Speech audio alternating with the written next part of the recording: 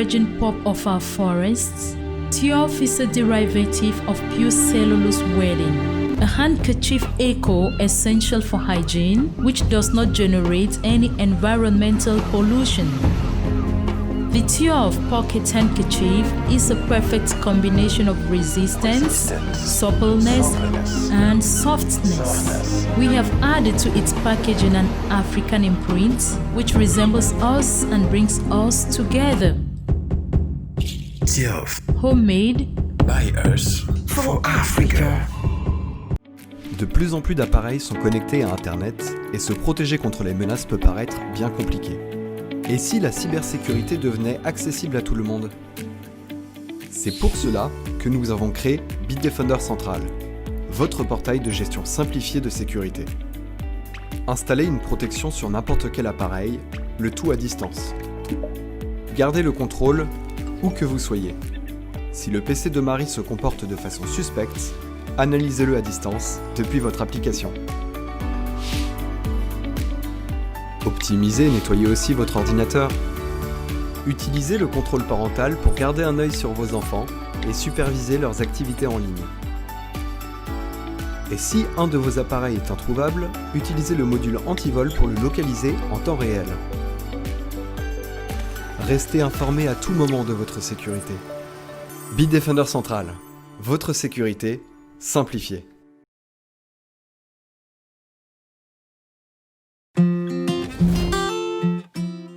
Mesdames et messieurs, bonjour et bienvenue sur Naya TV pour cette autre édition de votre émission Autant le dire. Notre invité est Jean-Claude Chanda Tomé.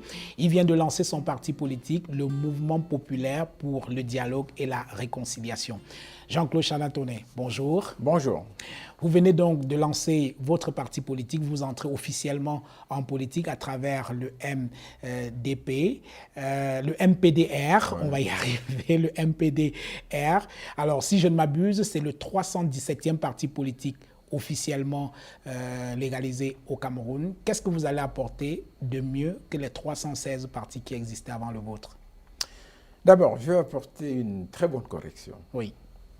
Je n'ai pas lancé mon parti politique. J'ai pris la tête d'un parti politique. Ce n'est pas mon parti politique. C'est une œuvre d'ensemble, c'est une œuvre commune, c'est le fruit de la réflexion d'un collectif, c'est le fruit d'une démarche consensuelle avec des personnes qui ont pensé comme moi et qui, bien évidemment, m'ont fait confiance. On dit, nous pensons qu'à travers ce que tu as déjà fait et au regard de tout ce que tu donnes et es prêt à donner, nous pensons que tu peux être à la tête. Ça, c'est la première précision. La deuxième précision, c'est, je ne crois pas que c'est un parti comme tous les autres.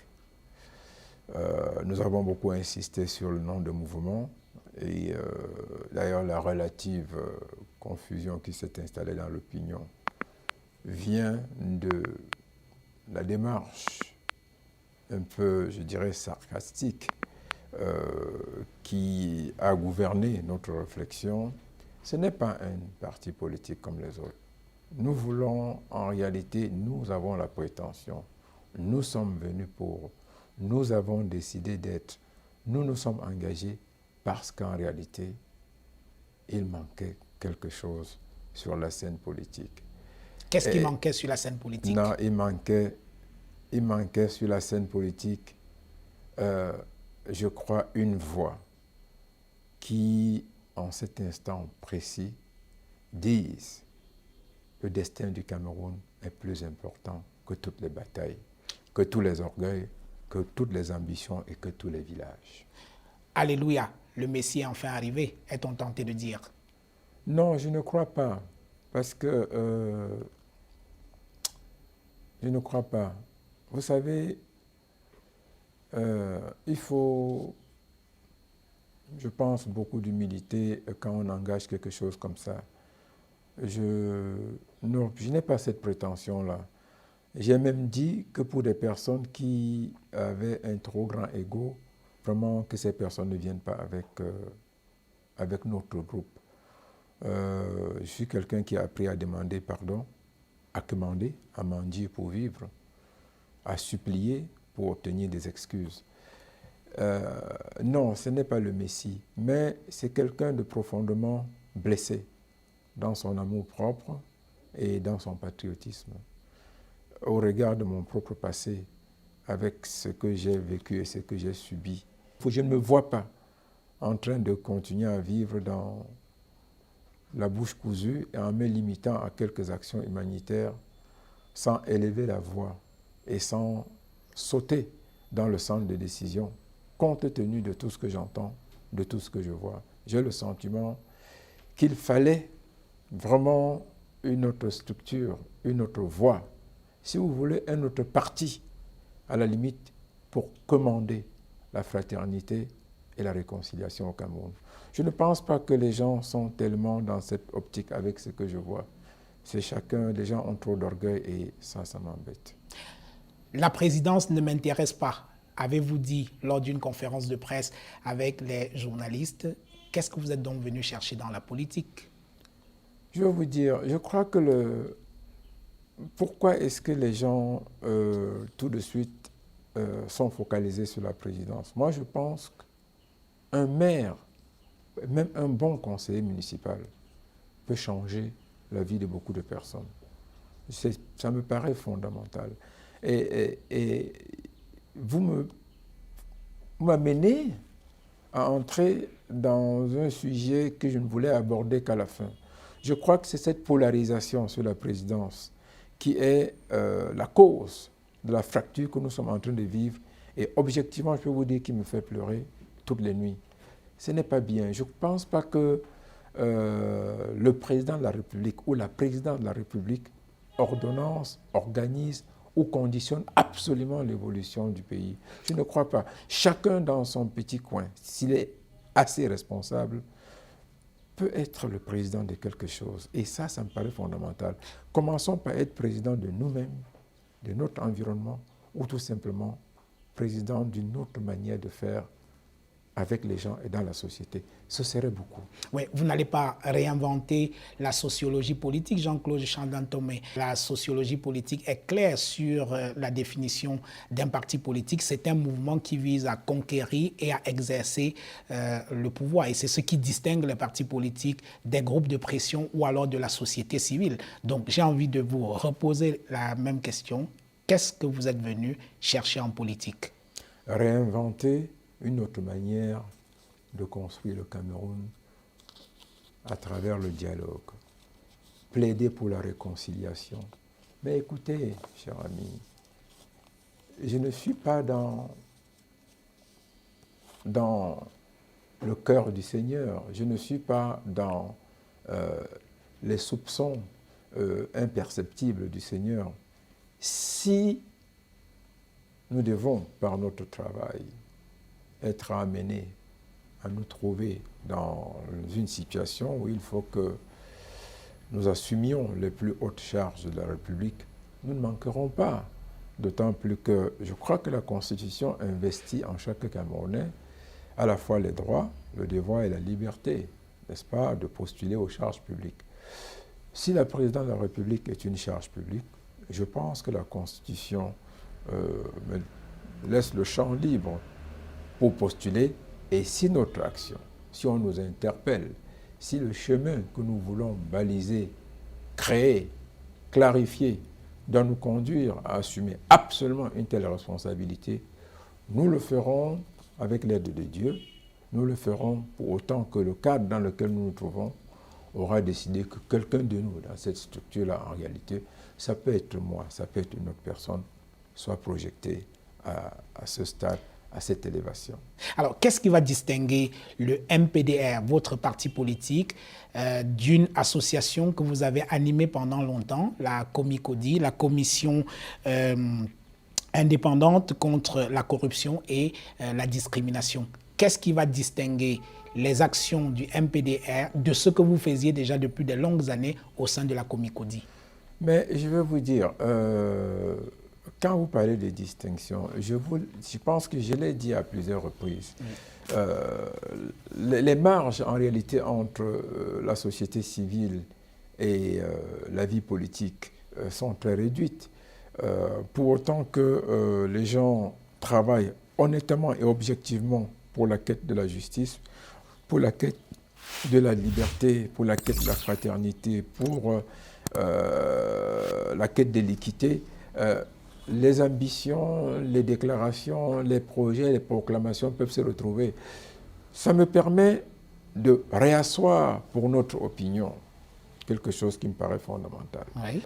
Les longs discours, les crayons et tout ça, les grandes théories académiques qui expriment des situations qui ne correspondent pas aux nôtres, ne me permettent pas, dans notre situation actuelle, d'avoir à m'exprimer de manière aussi facilement. Je refute complètement l'idée de parti politique comme instrument de conquête de pouvoir d'abord, parce que dans notre contexte, en réalité, et en tenant compte de ce que nous ne pouvons pas, dans notre pays-là, nous placer dans la situation où c'est Macron contre Hollande, c'est Donald Trump contre Obama. Vraiment, nous sommes très loin de cela. Et c'est pour ça que je pense que il faut avoir une autre lecture. Il faut recourir à une autre école chez nous. Je crois que c'est même cela qui nous a tués, parce que nous avons la possibilité, la latitude de constituer des groupements d'intérêt communautaires, de créer des associations. Mais les partis sont arrivés comme des instruments d'animation de la vie politique. Ce n'est pas forcément que nous devons mettre dans la tête des gens, parce que les lectures académiques le disent, qu'on va conquérir le pouvoir. Vraiment, je peux vous certifier, je le dis encore, je suis assez fier de ce que je fais comme action humanitaire. Et je vous l'ai dit, je l'ai dit en privé à plusieurs personnes, je me sens un peu frustré. Parce que si j'avais un mandat politique, si j'avais les substrats d'une représentation politique, peut-être que je serais beaucoup plus audible sur certains grands sujets. Quand je reçois, par exemple, une veuve qui m'explique qu'on a pris tous ses biens, que j'écris au ministre des Affaires sociales, que j'écris au ministre de la Justice, que j'écris au Premier ministre, que je mette sur Internet, que je n'obtienne aucune réponse de personne. Et dans le même temps, vous voyez les gens signer des motions, des pétitions et tout. Je vous assure, parfois, je suis au bord de larmes. Parce que je me dis, peut-être que si j'étais en position réelle au plan politique, avec un mandat, avec un nom politique, d'influencer cette situation, de prendre une décision, ça marcherait beaucoup plus. Parce que, si je le dis, j'ai énormément de cas. Et j'ai peur que chaque fois que l'on va m'interroger, ça tourne à ça. J'ai en ce moment une jeune dame qui s'appelle Laure, qui était cadre aux brasseries, qui a un enfant, une jeune fille de 16 ans avec elle. Elle était cadre.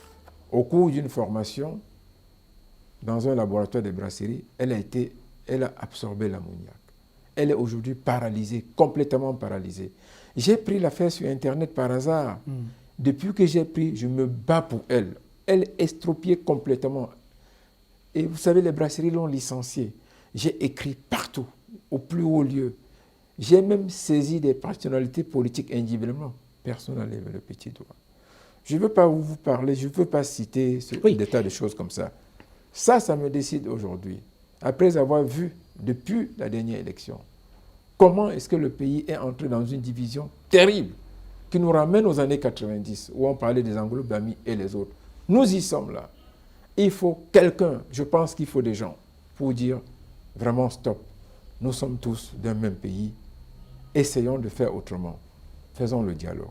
C'est pour ça que vous avez vu notre nom évoluer quand vous prenez les textes. Vous prenez les différentes correspondances au MINAT, je vais vous les donner. On fait d'abord une première assemblée le 14 avril, où on s'appelle Front républicain pour la réparation et la relance, F3R. Après, on se dit, mon Dieu, quand vous allez dire réparation, ça va attaquer les gens. Oui. Quand vous allez dire relance, ça va attaquer les gens. Républicain, ça va attaquer les gens. Et encore plus, Front, le FPR appelle le Rwanda de triste mémoire. même pas seulement le Rwanda. Oui. Tout ce qui est front, à mon avis, le FPI en Côte d'Ivoire, l'ivoirité. Il y a un F machin, Front populaire en Centrafrique, qui est un groupe de terroristes. Tout ça. On avait ici un front républicain qui n'était pas constitué en partie une constellation d'associations dont la première mission, c'est de taper sur le gouvernement, taper sur le gouvernement, taper sur le président. Vraiment, je crois que ce n'est pas ça. Le Cameroun n'a pas besoin de ça aujourd'hui. Alors, pour faire ce genre de choses, il vous faut l'appareil du pouvoir que vous n'avez pas et que vous n'ambitionnez pas de conquérir. Comment est-ce que vous allez faire pour mettre en œuvre ces idées dont vous parlez? Non, je ne crois pas. Non, vraiment non. Comment allez-vous donc Non. faire pour mettre en œuvre ces idées si vous n'avez pas l'appareil du pouvoir? Non, l'appareil du pouvoir, non. Parce que je vais vous expliquer. Oui, N'oubliez pas, vous le dites vous-même, nous sommes un parti politique. oui, Les autres s'appellent cellules. OK. Nous, il s'agit là de nos instruments d'existence, de représentation et d'expression à la base. Nous disons exactement ceci.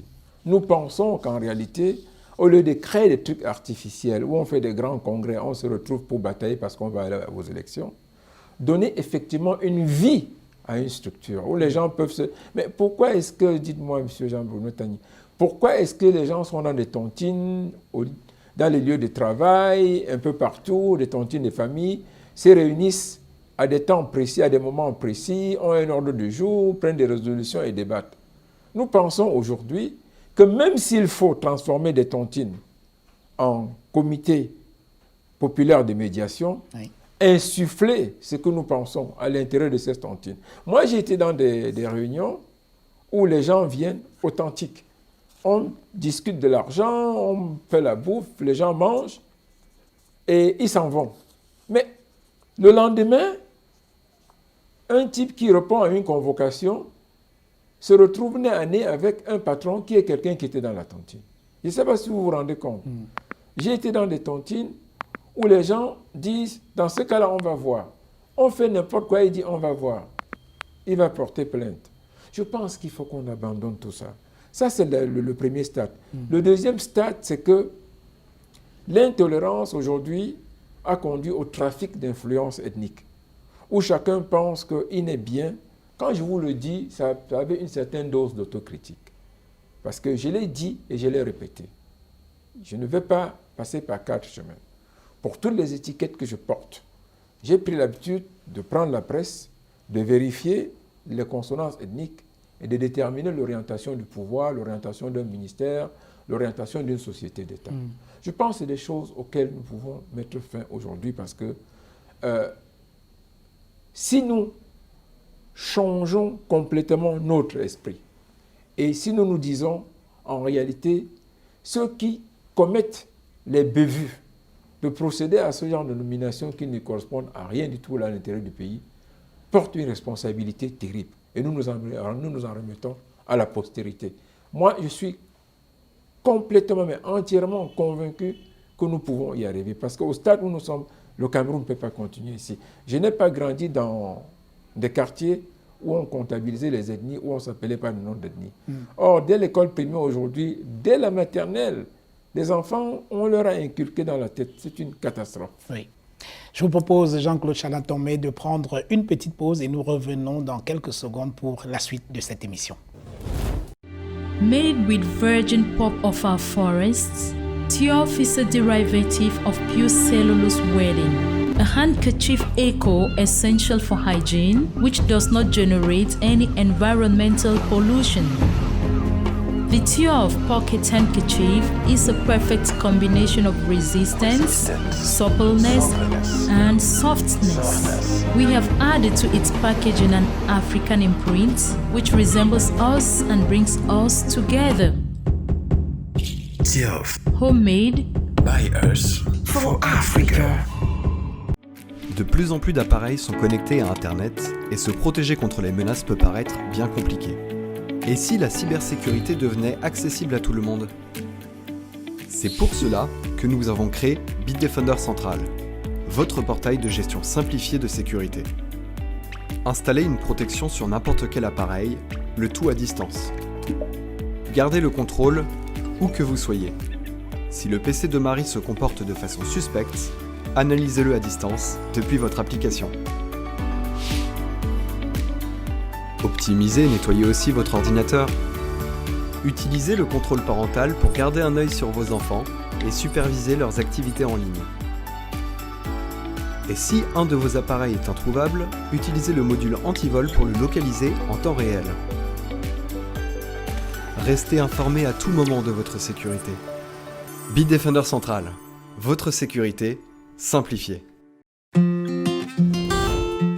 Retour dans cette émission avec notre invité Jean-Claude Chanin-Thomé. Alors, je ne vous cache pas, Monsieur le Président du MPDR, que votre entrée officielle en politique a fait hurler quelques personnes qui se souviennent quand même que vous êtes la figure de proue d'une organisation qui avait le vent en poupe au début des années 90, le LACAM.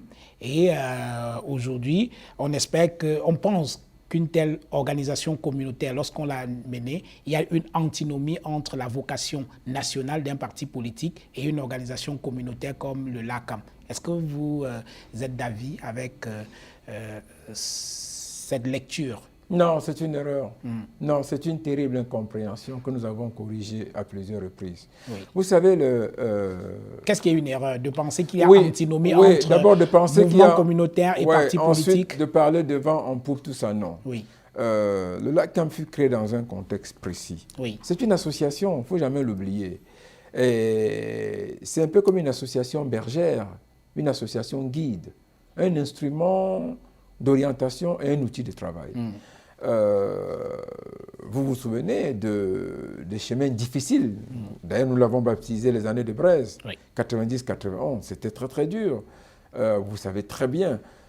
On aime souvent dire, c'est vrai, les Bamileke ont payé un prix élevé pour cette période-là. Mais simplement, c'est tout le Cameroun, parce qu'en réalité, on avait cassé les choses. Tous les Camerounais avaient plus ou moins peur. Et j'ai dit, et j'ai souvent dit, s'il y a des personnes qui portent les stigmates, mon frère Sindjoun Pokam et moi, et aujourd'hui, il y a encore beaucoup d'autres personnes qui sont vivantes. Lenje Kamtchameni, Jean-Michel Nietzsche, Gabriel Watoki est mort, paix à son âme, paix à l'âme du docteur Ndiapoum, paix à l'âme du patriarche Kadi. On a tenté d'incendier l'hôtel Arcade à 2 reprises. Njé Kamtchameni a failli être abattu, des tas de choses comme ça. Les gens étaient inquiets. Et dans toutes les réunions, on recevait, ça venait de partout. Mais on fait comment? Qu'est-ce qui se passe? Voilà comment des réunions d'élite qui avaient lieu à Bafoussam, Douala et Yaoundé se sont concertées. Des aînés, certains sont vivants. On fait comment? Quand vous dites, je suis... C'est ça ce qui est très amusant. Chaque fois que vous êtes peut-être le fou, ou le porteur de sac, le garçon de course. Un jour, on ne voit plus que le garçon de course. Hein. Mais c'est tout à mon honneur. Je vais vous dire. On dit donc, objectivement, il faut faire quelque chose. À Mimboman, à Etoukbe, à Konsamba, à Douala, à Dibombari, les gens disent, on fait comment? Ceux qui sont excentrés, qui étaient vers le nord et tout, dans le sud, on fait comment? Vous savez ce qui s'était passé à Ebolova et San Milima. C'est comme ça qu'on s'est réunis. On a fait au total 11 réunions. De constitution du LACAM. Oui, on a fait 11 réunions.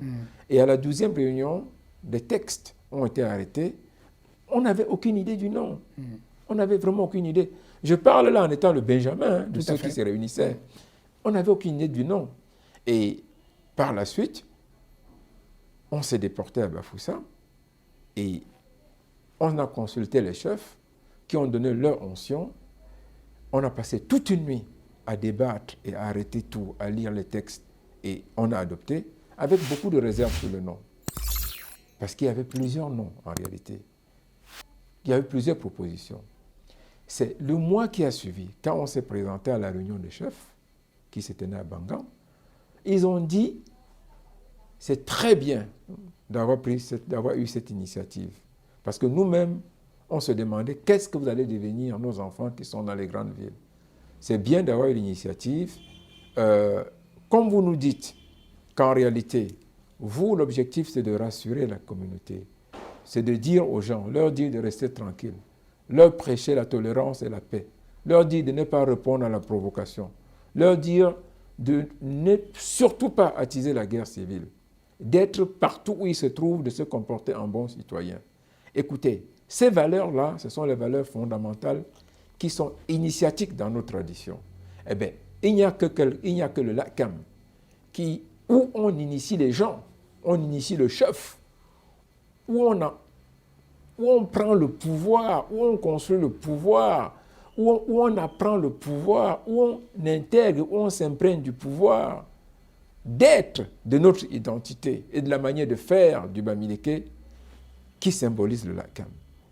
Dans ce cas-là, le nom Lakam convient à ce que vous voulez faire. Et je peux vous dire exactement. Les gens, je l'ai dit et je l'ai répété. Parce que vous allez entendre quelques critiques. J'ai vu un autre qui a dit que le Lakam est à l'hôtel La Falaise. Complètement. Parce qu'à l'époque, c'est quelque chose d'extrêmement secret. Quand il fallait le faire. Parce qu'il fallait vraiment des gens sur lesquels on était sûr pour leur comportement, leur intégrité et tout, qui allaient parler au nom de la communauté, représenter la communauté. Et même quand ça a été constitué, ce n'est pas tout le monde qui avait été appelé au bureau, qui connaissait ce qu'on faisait.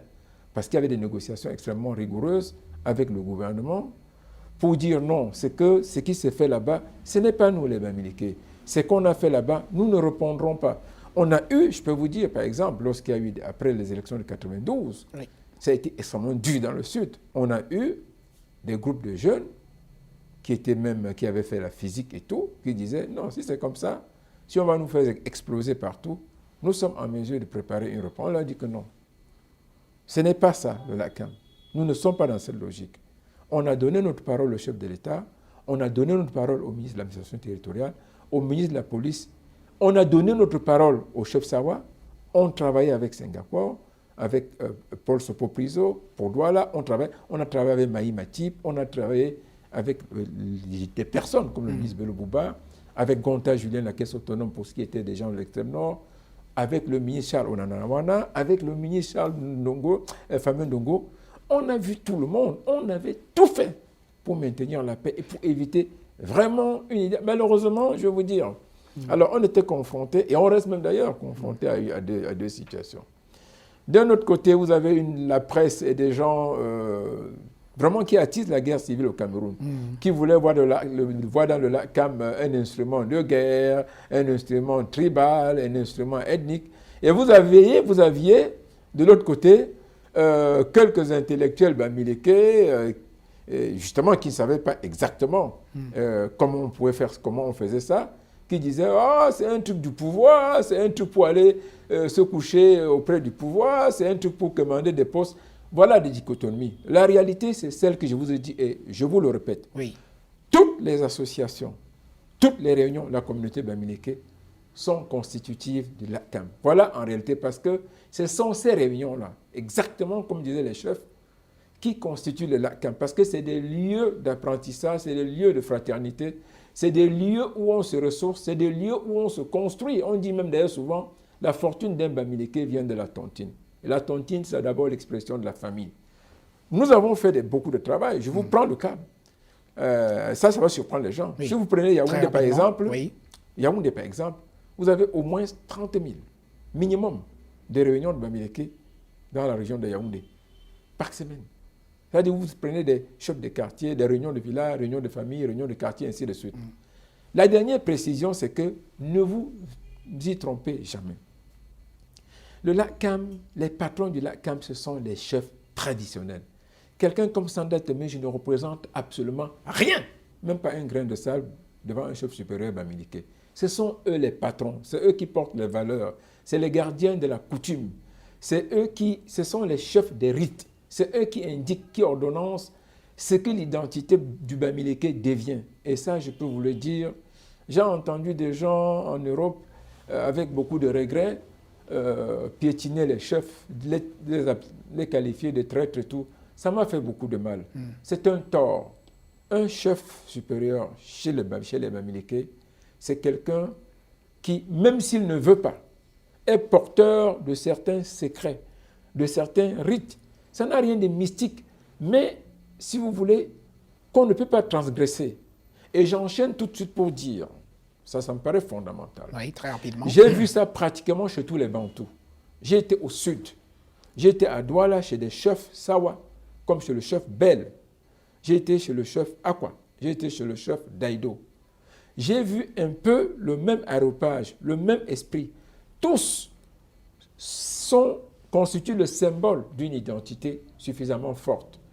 Et mon souhait aujourd'hui, c'est qu'en réalité, quand les gens expriment cette identité particulière, cette identité locale, cette identité de la terre à la naissance, qu'on sache que ça s'exprime dans un ensemble qui s'appelle Cameroun et que ça doit s'exprimer aux côtés des autres et dans le respect des autres. Alors, est-ce que les raisons qui vous ont poussé à l'époque à créer le LACAM aujourd'hui ont totalement disparu? Non, pour la simple raison, je dirais même qu'elles se sont aggravées, parce que nous avions le sentiment à l'époque que la fraternité camerounaise était en train d'être déchirée en morceaux, et dans la violence en réalité. Et nous redisons, je vous l'ai dit tantôt, moi ma grande peine maintenant là, parce que ce n'est pas une histoire d'intellectuel, j'ai écouté trop de choses dans la presse, Sanda Tomé et ceci et cela, je pense qu'ils sont complètement à côté de la plaque. Nous ne sommes pas, nous ne voulons pas, nous n'avons jamais, les Bamileke, je le dis ici, si un Bamileke prêche la violence, il n'est plus Bamileke. Je le dis de manière ferme, dans le contexte qui est celui du Cameroun. Nous sommes peut-être la seule communauté installée vraiment partout, dans tous les recoins du Cameroun. Je le dis encore une fois de plus, je le répète, si quelqu'un doit venir dans un parti politique, passer le Bamileke et en est le président, ou parce qu'il y a trop de Bamileke, ce n'est pas notre conception. Les Bamileke sont partout. Et le principe, c'est que chacun, en tant que citoyen, a une opinion, a sa doctrine, et peut adhérer n'importe où. Donc, vraiment, si vous voulez, quand je vous parle, par exemple, du MPDR, les motivations qui amènent quelqu'un comme moi à faire des consultations pour dire il y a trop de déchirures, faisons quelque chose. Je pense davantage que ça s'est aggravé. Depuis la dernière élection présidentielle particulièrement, ce que moi j'entends est suffisamment effrayant. Et ce qu'on voit à l'étranger, exprimant les actions des Camerounais, je crois que ça nous enfonce davantage. Alors, le pendant du LACAM dans le centre-sud-est à l'époque, c'était le groupe Essingan. Alors, quels étaient vos rapports entre LACAM et Essingan? Alors là, je vais vous dire exactement la même chose. D'ailleurs, contrairement à ce qui a pu exister ailleurs, parce qu'on parle beaucoup plus d'Essingan et ainsi de suite. Je crois que c'est un tort. Parce qu'on parle d'abord Essingan, il faut bien le rappeler, c'est un arbre extrêmement solide, dur d'ailleurs à couper, qu'on trouve dans la forêt, particulièrement du sud, dans certaines régions du centre aussi. Mais il y a des associations très puissantes dans la Sandaga maritime, chez les Bassa. Vous les avez dans le Mbam, vous les avez au nord, vous les avez même chez les Banyangwe, vous les avez même à l'est. C'est cette idée, c'est ça qui m'embête. On a construit finalement le destin actuel, présent du Cameroun, sur une confrontation imaginaire de Béti et de Bamileke. Et on a l'air de dire, j'ai lu la regrettable sortie de certaines personnes contre Charlotte Dipanda. Moi, vraiment, on en parlera tout à l'heure. Oui, moi je suis très... On en parlera tout à l'heure. J'ai souvent trop d'émotions. Tout de suite, on rapproche à des partis politiques, on rapproche à des ethnies. Je crois que non. Vraiment, je vous l'ai dit tantôt. Jusqu'aujourd'hui d'ailleurs, ce qui me rend content, est-ce que vous savez que pour aller voir par exemple le ministre Fameux Nongo, je ne prends pas de rendez-vous.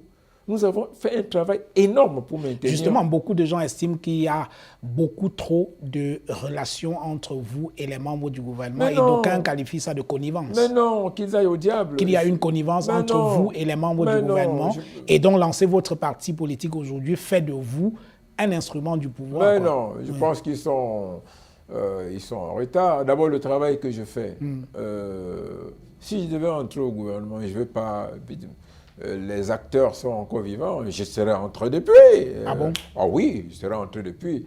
Je l'ai déjà révélé à plusieurs reprises, même en privé. Oui. Je serais entré au gouvernement depuis. Ce n'est pas ça. On ne sert pas son pays qu'au gouvernement. Ensuite, je vais vous dire une chose, M. Jean-Bruno Tagny. Je connais le prix de l'aide. Je connais le prix de l'assistance. Je connais le prix de la main tendue. Parce que j'ai souffert dans ma chair et des personnes m'ont tenu la main.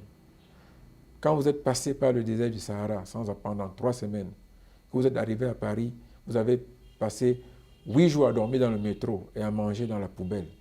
Vous connaissez le prix de la souffrance, vous connaissez le prix de la moindre aide. Et la personne qui vous aide, les personnes qui sont prédestinées, que Dieu a construit pour aider les autres, pour tenir la main des autres, n'ont pas d'orgueil.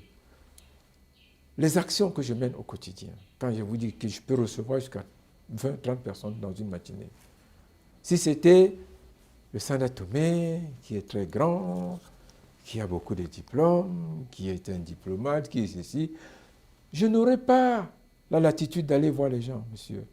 Les gens pensent que c'est parce que je suis très fort. Non, monsieur, attendez, donnez-moi quelques minutes. Allez-y. Un jour, mon beau-père qui avait un camion qu'il voulait revendre, c'était très ancien. Il fallait le certificat d'homologation, parce que chaque véhicule neuf, nouveau véhicule qui entre pour entrer au Cameroun, doit être homologué. Et il fallait le papier d'homologation pour qu'il revende. Il ne le retrouvait pas au service des transports. Il a débarqué chez moi un jour, il a dit, mon fils, ce truc, maintenant, il ne sait pas quoi faire. Je te laisse ça. Il a dit que c'était un bout de papier tellement vieux. Il avait déjà tout fait, ça faisait au moins 4 ans. Je suis allé au service des transports, on travaillait encore 2 fois. J'ai vu des mamans, avec 3 mamans et 2 messieurs, elles étaient 5. Juste dans les bâtiments, à l'entrée du ministère des Transports, à côté. Je leur ai exposé mon problème. Ouh! Non, c'est impossible, les trucs qui datent de ce moment-là, personne ne peut. Non, oh là là! Mais la manière dont je m'étais présenté, je suis entré d'abord dire bonjour maman, bonjour papa, bonjour tout le monde. Et j'ai dit maman, pardon. Je me suis retourné. J'ai dit pardon. Voilà alors mon épouse, ses parents vont la reprendre. Je vais devenir quoi? Pardon maman, pardon, je suis fini. Je vais devenir quoi? Et puis il s'est passé presque l'espace de 2 minutes de silence. Une maman qui marchait à peine. Elle a dit à Manawam, mon Betty, elle a dit qu'elle ne peut pas me laisser comme ça. Elle est descendue aux archives. Je vous jure, elle a mis environ 1 heure. Un des messieurs est même allé voir, il dit, elle s'appelait Maman Anne. Il dit, hé, Maman Anne là, elle est où? Elle pensait que peut-être elle-même, elle était mordue par un serpent, parce qu'on a même dit à un moment qu'on a même trouvé un serpent là-bas. Il a appelé, elle a répondu, elle dit qu'elle est en train de fouiller. Quand la maman là est ressortie, je vous jure, elle était couverte de détritus blancs, tout. Elle était le bout de papier, elle marchait comme ça, elle faisait ce que je ne voyais pas. Morale de l'histoire. Oui, j'ai enlevé ma veste très vite. Oui. Je l'ai essuyée, elle m'a tendu le papier, je suis parti. Je ne veux pas vous dire, je vous laisse la suite, parce qu'elle est devenue ma mère, ses enfants, j'ai même fait partie un au Canada et tout. Je vous le dis, laissez, je vous le dirai en privé. C'est pour vous dire quoi? Je pense que nous avons formé beaucoup d'élites, beaucoup de grands cadres. Chacun est revenu, entrer dans sa villa, s'asseoir dans son bureau, entrer dans sa voiture, monter les vitres fumées. Le petit peuple, on ne connaît pas. Là où il faut aller plaider la cause du petit peuple, tout le monde est trop grand. Messieurs, je reçois parfois des gens ici. Je m'en vais pratiquement commander, supplier. S'il faut me coucher, pour qu'on m'aide, on m'aide, pour que le problème soit résolu. Je suis l'ami, le gouvernement, laissez ça tomber, messieurs. Parce que ce que vous ne dites pas, vous ne dites pas ce qu'eux, en retour, quelle appréhension ils ont, la peur de Sanda Tomé, et ainsi de suite. Je suis l'ami des tout petits commissaires de police, des tout petits gardiens de la paix, des tout petits gendarmes, des secrétaires un peu par-ci. C'est ça qui me permet d'aider les gens, messieurs. Alors, si c'est parce que je peux ouvrir toutes les portes, je n'ouvre pas les portes en venant en grand costume, le grand nom et tout. Monsieur, je viens commander. Mon père m'a dit, il faut commander il faut savoir demander pardon. On t'ouvrira les portes. Je le fais aujourd'hui, pour moi-même, parce qu'on n'est jamais arrivé nulle part, monsieur. On n'est jamais un grand pour rien du tout. Kondengui, les prisons camerounaises sont pleines de gens qui étaient trop grands ici dehors. Mais je dis simplement, ce qui est important aujourd'hui, c'est que ma personne apprenne à s'effacer, et c'est ce que j'ai appris à faire pour aider les gens. Quand on vient me voir, je ne vais pas en cassant les portes, je vais commander. Je connais tous les commissaires de police de Yaoundé et de Douala, la plupart des chefs de corps, je les connais. Je peux voir la plupart des membres du gouvernement sans rendez-vous, parce que je commande, monsieur. Ils sont, chaque fois, ils reçoivent sur leur table. Un jour, le procureur général de Yaoundé m'a dit, Tamak, Jean-Fils, pour une fois, j'ai reçu une correspondance qui te concernait toi-même, parce que tous les jours, c'est les autres que tu défends ici. Voilà. Le temps du village est révolu, vous l'avez dit tout à l'heure. Est-ce que cela signifie, Chandan Tomé, que votre déclaration sonne le glas de ces statistiques ethniques que vous avez longtemps tenues sur les concours d'entrée dans les grandes écoles, les nominations dans la fonction publique et dans certaines administrations? Je vais vous dire. Oui. Vous savez, quels sont les scénarios de l'après-guerre? Je vais vous dire, je vous donnerai une réponse en deux temps. Oui. La première est très académique. La deuxième est quasiment spirituelle. Dans les enseignements des sciences politiques, rien, ni aucune théorie, ni aucun fait établi et expérimenté ne permet de dire avec précision à quel moment, sur quelle base, selon quel mécanisme des mutations sociopolitiques s'opèrent dans un pays. Les révolutions, par définition, sont des constructions qui formulent dans leur avènement des mécontentements. Ces mécontentements, en réalité, résultent de frustrations sur une longue durée. Mais elles peuvent aussi, ces frustrations, relever d'un incident. Un journaliste est mort, un enfant est mort à l'école, une maman a été brutalisée, un accident, ainsi de suite. Donc, sur ce plan-là, rien. Si quelqu'un vous dit qu'il a le scénario, il ment. Le deuxième élément, il est pratiquement spirituel. On dit, seul le Seigneur est maître du temps des hommes. Les hommes ne sont pas maîtres de leur propre temps. Et comme on dit très souvent, c'est lui seul qui connaît l'heure, le lieu, la date, ainsi de suite. Mais, pour ne pas vous laisser sur votre faim, oui, quand même, vous parlez à Chandan Tomé, je ne suis pas une tête ordinaire. oui. Je ne peux pas non plus vous dire que je ne connais pas un certain nombre de choses. Mais j'aime mieux, et ça c'est très important, dire à tous ceux qui montent des scénarios dans leur chambre qu'ils vont prendre le pouvoir, ou qui de l'étranger s'accrochent à des caravanes, pétitionnent, clapotent sur les ordinateurs avec des programmes de transition au Cameroun. J'aime mieux leur dire que vous êtes dans un des pays les plus militarisés et les plus structurés d'Afrique, sous une apparence d'anarchie. Le système camerounais est un système extrêmement fort et composite. C'est pour dire C'est pour dire, quoi, oui. Je vous explique. C'est simplement pour dire les différentes lectures qui donnent le pouvoir camerounais chancelant, qui disent le pouvoir est à ramasser, c'est fini.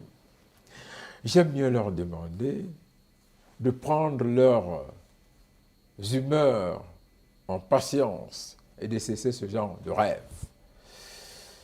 Les différents modèles de transition, si vous voulez entrer dans les scénarios possibles au Cameroun, Oui. ont suffisamment été construits, dessinés sur le papier, rangés dans les tiroirs. et vont être opérationnels en temps opportun et très certainement malgré et sans les personnes les plus pressées pour aller au pouvoir. Alors, que répondez-vous à ceux qui semblent flairer au Cameroun une succession dynastique à la tête du pouvoir sur le modèle de ce qui s'est passé au Togo, au Gabon et dans d'autres pays africains? Mais je crois que... Très rapidement. Je crois que les gens ils se trompent un peu. Écoutez, monsieur Jean-Bruno Tani, là, je vous parle maintenant comme... D'ailleurs, mon dernier ouvrage, c'est Tactique et stratégie pour le pouvoir. Oui, vous écrivez beaucoup, Ouais, une soixantaine de livres. Voilà, oui. les Africains à l'épreuve. Non, écoutez, pourquoi vous n'avez pas cité l'Algérie, le Soudan, l'Égypte et la Tunisie? Ah, vous pensez qu'il y a eu une révolution là-bas? Je vous dis non, monsieur. Il n'y a aucune transition subite dans le monde. Les transitions sont absolument et toujours organisées, travaillées, discutées et consenties. Alors, donc pour vous, la succession dynastique au Cameroun n'aura pas lieu? Mais monsieur, je ne peux pas vous dire qu'elle n'aura pas lieu. Quand je vous parle de travailler, ok, les forces et les interactions, les réseaux d'influence qui discutent, qui ordonnancent, qui sont dans la programmation de la transition, peuvent décider de la forme qu'elle prendra. Elle peut être dynastique. Je regrette, je vois des débats inutiles dans la presse. J'ai entendu certains dire « Ah, attention, attention, et si ça se fait, vous ferez quoi ?» C'est un homme politique qui parle. Bien sûr, monsieur, avisé. Oui. Et président d'un parti politique de l'opposition, soit dit en passant. Avec des ambitions claires. Oui.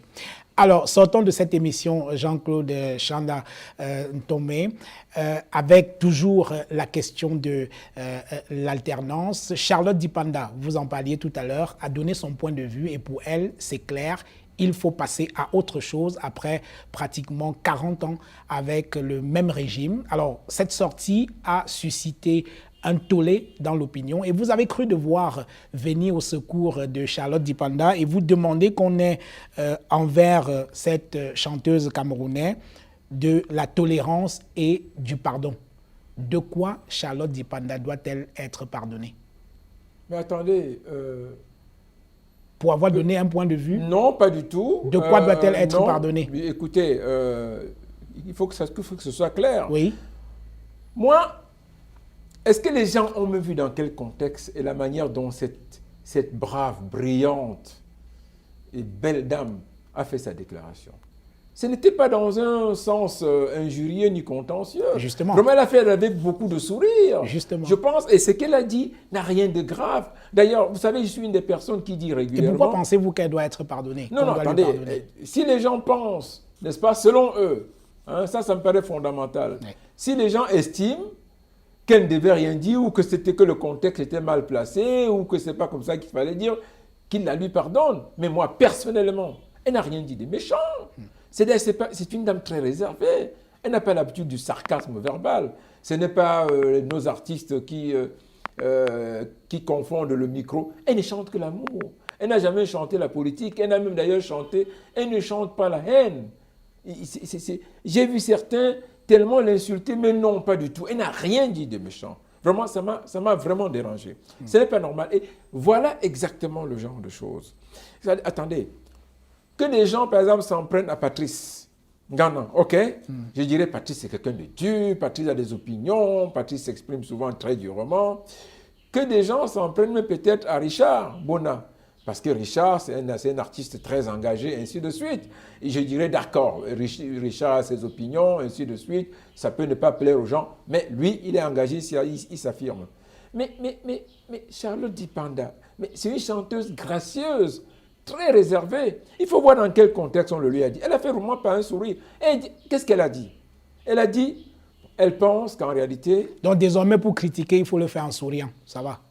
Mais non, attendez, vraiment non. Je pense que, d'ailleurs, le genre d'opinion qu'elle a émise, ok, et la manière dont elle l'a faite, c'était affectueux en réalité. C'était fraternel.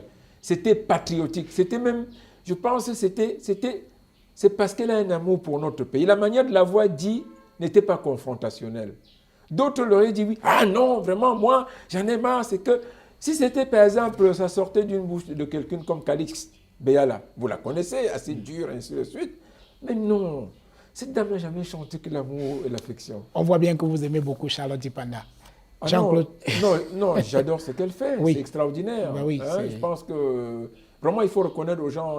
Et c'est la voix du Cameroun maintenant. Elle Absolument. a été dans plusieurs trucs et tout. Je dis sans égaler les Manu, ainsi de suite. Que tout, après, les Ekambi, Richard Bonnat. voilà, les Richard Bonnat, les Pierre Didi ou encore Tala. Mais dans la jeune génération, non, vraiment, elle, Charlotte et Petit Pays, voilà par exemple, Petit Pays qui chante la politique et tout, machin. Bah, écoutez, pour une fois qu'elle s'exprime sur son pays, sur le destin de son pays, elle le fait de manière sentimentale et tout, on veut la tuer. Pourquoi? Jean-Claude Chana-Tomé, merci. Je vous en prie. On en reste là. Mesdames et messieurs, merci de nous avoir regardés. Merci d'avoir regardé Autant le dire sur Naya TV. Je vous donne rendez-vous la semaine prochaine et continuez à vous abonner à toutes nos plateformes qui s'affichent au bas de votre petit écran. Merci.